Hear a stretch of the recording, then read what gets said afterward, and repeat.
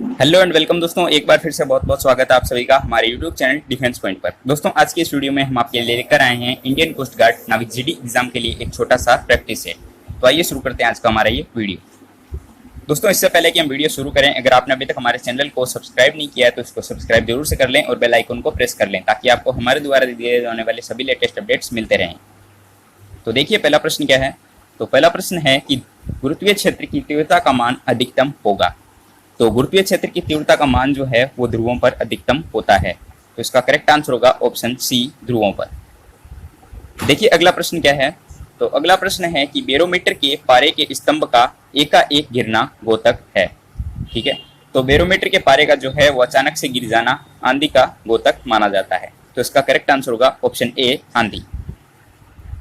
देखिए, अगला प्रश्न है कि हाइड्रोलिक यंत्र इनमें से किस पर आधारित होता है। तो हाइड्रोलिक यंत्र जो होता है वो पास्कल के नियम पर कार्य करता है। तो इसका करेक्ट आंसर होगा ऑप्शन डी, पास्कल का नियम। आइए देखते हैं अगला प्रश्न। तो अगला प्रश्न है कि किसी द्रव के दो बुलबुले विभिन्न त्रिज्याओं से बनाए जाते हैं। ठीक है, तो उनके अंदर का दाब क्या होगा। तो इनके अंदर का दाब जो है वो ये होगा कि छोटे बुलबुले पर दाब अधिक होगा। ठीक है, दो बुलबुले जो कि विभिन्न त्रिज्याओं के होंगे उसमें से जो छोटा वाला बुलबुला होगा उसमें दाब जो है अधिक होगा।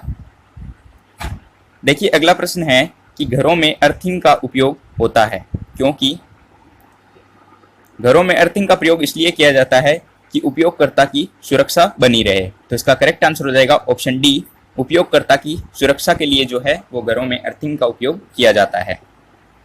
देखिए, अगला प्रश्न क्या है। अगला प्रश्न है कि मनुष्य के शरीर पर रेडियो एक्टिव प्रभाव को किसने नापा था। ठीक है, तो मनुष्य के शरीर पर जो रेडियो एक्टिव का प्रभाव है वो रोंटजन नामक वैज्ञानिक ने नापा था। ठीक है, तो इसका करेक्ट आंसर होगा ऑप्शन सी। और इन्होंने ही बता दें आपको जो है एक्सरे की खोज भी की थी। एक्सरे की खोज जो है वो रोंटजन ने की थी। तो इसका करेक्ट आंसर हो जाएगा ऑप्शन सी, रोंटजन। ठीक है, देखिए, अगला प्रश्न है कि एक यंत्र जो डीसी को एसी में बदलता है।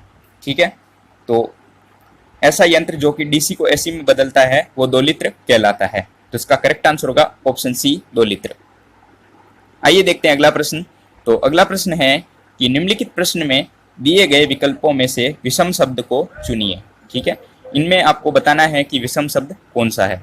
तो देखिए, सूर्य, पृथ्वी, बृहस्पति और बुध, इनमें से अगर विषम को देखा जाए तो सूर्य जो है वो विषम होगा क्योंकि पृथ्वी, बृहस्पति और बुध जो है वो सूर्य के चारों ओर चक्कर लगाते हैं जो कि ग्रह हैं। तो इसका करेक्ट आंसर हो जाएगा ऑप्शन ए, सूर्य।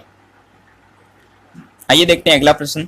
तो अगला प्रश्न है कि कंघी का संबंध जिस प्रकार बाल से है उसी प्रकार जूते का संबंध किससे होगा। तो जूते का संबंध जो है वो पैर से होगा। तो इसका करेक्ट आंसर हो जाएगा ऑप्शन बी। देखिए, अगला प्रश्न क्या है। तो अगला प्रश्न है कि निम्नलिखित प्रश्न में दिए गए विकल्पों में से विषम युग शब्द युग्म को चुनिए।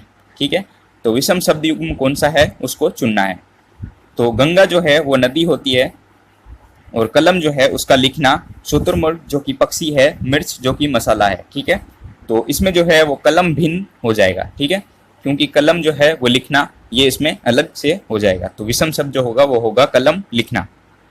आइए देखते हैं अगला प्रश्न। तो अगला प्रश्न है कि निम्नलिखित में से किस खेल में गेंद का इस्तेमाल नहीं किया जाता है। गेंद का इस्तेमाल नहीं किया जाता। ठीक है, आपको बताना है कि ऐसा कौन सा खेल है जिसमें गेंद का इस्तेमाल नहीं होता है।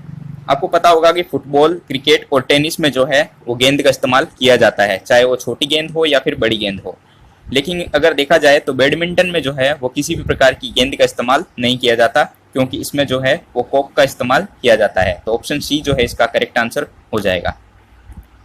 देखिए, अगला प्रश्न है कि guilty man of Indian partition पुस्तक किसने लिखी है। ठीक है, तो guilty man of Indian partition जो पुस्तक है वो डॉक्टर राम मनोहर लोहिया के द्वारा लिखी गई है। तो इसका करेक्ट आंसर होगा option B, doctor Ram Manohar Lohia. आइए देखते हैं अगला प्रश्न। तो अगला प्रश्न है कि निम्नलिखित में से किसने सोम प्रकाश नामक समाचार पत्र की शुरुआत की थी। सोम प्रकाश नामक समाचार पत्र जो है उसकी शुरुआत ईश्वर चंद्र विद्यासागर के द्वारा की गई थी। तो इस प्रश्न का करेक्ट आंसर होगा ऑप्शन बी, ईश्वर चंद्र विद्यासागर, जिन्होंने सोम प्रकाश नामक समाचार पत्र शुरू किया था। ठीक है, आइए देखते हैं अगला प्रश्न। तो अगला प्रश्न है कि पूरा ग्रामीण विकास से संबंधित कार्यक्रम को सर्वप्रथम प्रस्तुत किसने किया था? ठीक है, तो पूरा ग्रामीण विकास जो कार्यक्रम है उसको सबसे पहले एपीजे अब्दुल कलाम ने प्रस्तुत किया था। तो इसका करेक्ट आंसर होगा option A, APJ Abdul Kalam. देखिए अगला प्रश्न है कि देश के सभी जिलों में कार्यान्वित किया जा रहा कार्यक्रम कौन सा है? ठीक है, तो सर्व शिक्षा अभियान जो है वो देश के सभी जिलों में कार्यान्वित किया जा रहा अभियान है। ठीक है, तो इसका करेक्ट आंसर होगा सर्व शिक्षा अभियान। देखिए अगला प्रश्न है कि the American flag is dash white and blue. ठीक है, तो अगर बात करें अमेरिकन फ्लैग की तो उसमें 3 कलर हैं, रेड, व्हाइट एंड ब्लू। ठीक है, तो इसका करेक्ट आंसर हो जाएगा ऑप्शन ए, रेड। अगला प्रश्न है कि remains of very old plants and animals are called. ठीक है, ये वन वर्ड सब्स्टिट्यूशन है, तो देखिएगा remains of very old plants and animals are called कि पुराने से जो जीवाश्म होते हैं जीवों के और पौधों के, उसको क्या कहा जाता है? तो उसको जीवाश्म कहा जाता है। ठीक है, तो इसका करेक्ट आंसर होगा ऑप्शन सी, फॉसिल्स। फॉसिल्स जो इसका करेक्ट आंसर हो जाएगा। अगला प्रश्न है कि ए प्लेस वेयर बीज live and store Honey cold. तो जहां पर मधुमक्खियों को रखा जाता है उसको जो है हाइव कहा जाता है। तो इसका करेक्ट आंसर होगा ऑप्शन ए, हाइव। ठीक है, देखिए अगला प्रश्न है कि एडवर्ड जेनर किस रोग से जुड़े हुए हैं? तो एडवर्ड जेनर जो है उन्होंने चेचक के टीके की खोज की थी। ठीक है, तो इसका करेक्ट आंसर होगा ऑप्शन ए, चेचक, जिसकी खोज जो है एडवर्ड जेनर ने इसके टीके की खोज की थी। तो इसका करेक्ट आंसर होगा ऑप्शन ए।